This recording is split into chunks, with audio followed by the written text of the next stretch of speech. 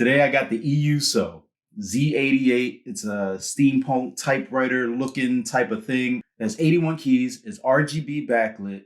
I got the version with the blue clicky switches. It's hot swappable, so you can even change those switches out, replace them with Outemu branded switches or something compatible. It's very lightweight. It comes in at about 1.5 pounds. Inside the box, you're gonna get the keyboard, the USB-C to USB-A cable, a switch puller, extra switches, and a plastic keycap puller. Now, typing experience, the key presses are nice and crisp. There's nice key travel, very satisfying to type on and hear the clicky sound. Letter visibility is good, even with the RGB lights flashing. The RGB backlighting is very fun. It turns the whole keyboard into like this big eye candy piece on your desk. There's 14 different backlighting modes.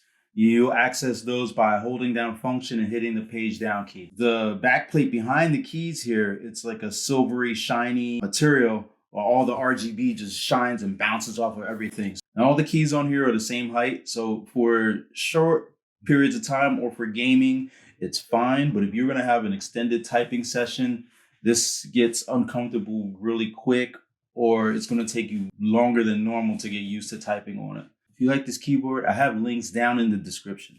I'm going to end the video with a short sound test, so stick around for that.